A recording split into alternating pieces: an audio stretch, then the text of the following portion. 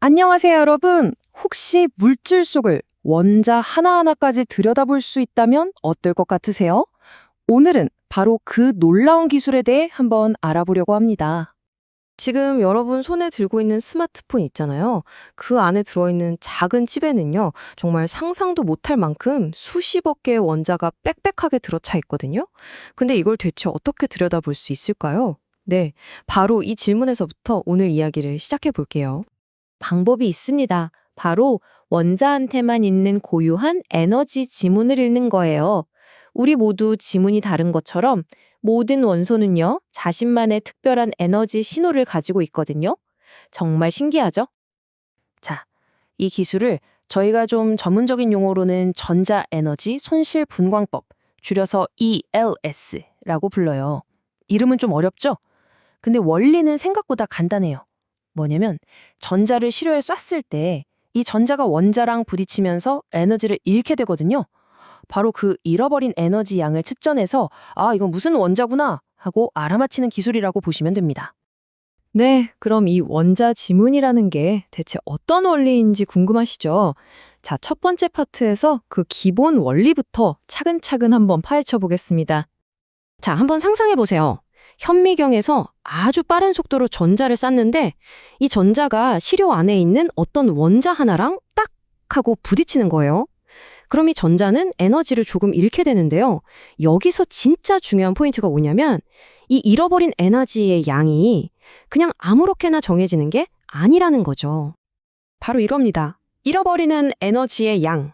이게 바로 원소마다 고유한 지문이 되는 거예요.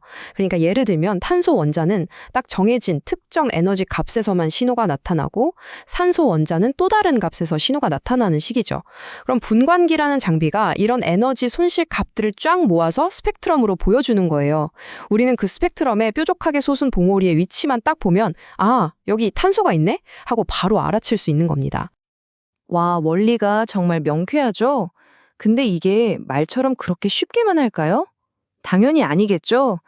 자, 그럼 다음 파트에서는 어떻게 하면 이렇게 선명하고 깨끗한 신호를 얻을 수 있는지, 그러니까 과학자들이 실제로 어떤 어려움을 겪는지 한번 들여다보겠습니다.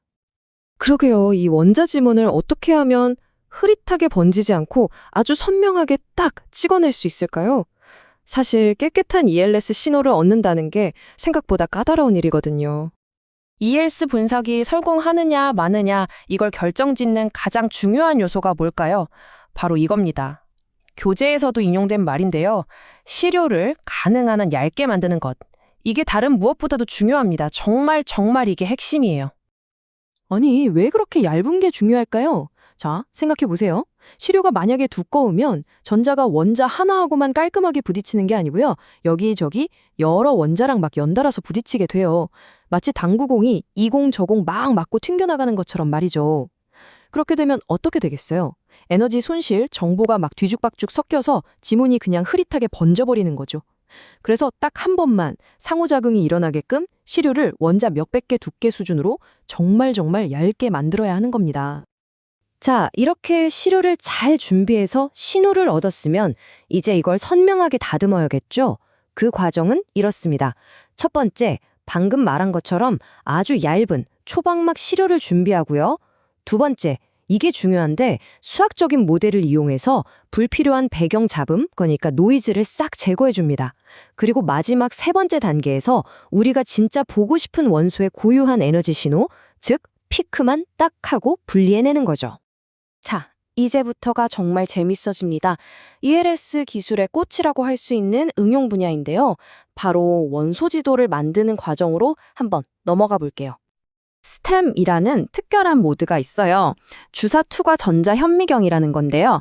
이걸 사용하면 아주 가느다란 전자빔으로 시료 위를 스캔할 수 있거든요.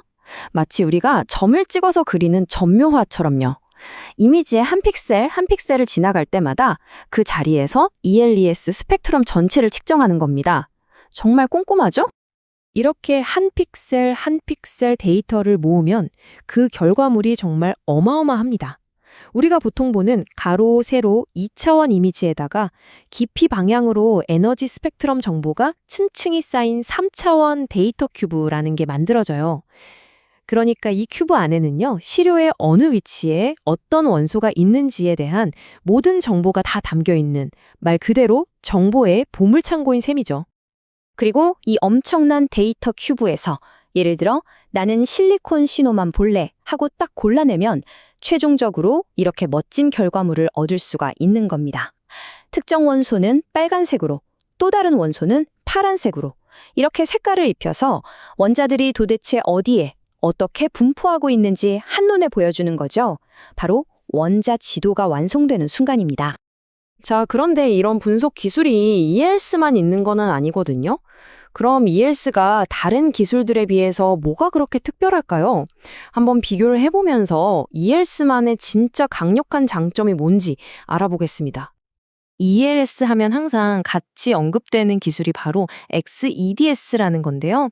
이 둘의 가장 큰 차이점은 바로 공간 분해능, 즉 얼마나 작은 영역까지 구분해서 볼 수 있느냐 하는 거예요.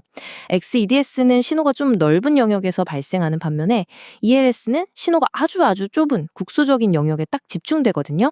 그래서 ELS는 거의 원자 하나하나를 구분할 수 있을 정도로 어마어마하게 정밀한 분석이 가능한 겁니다.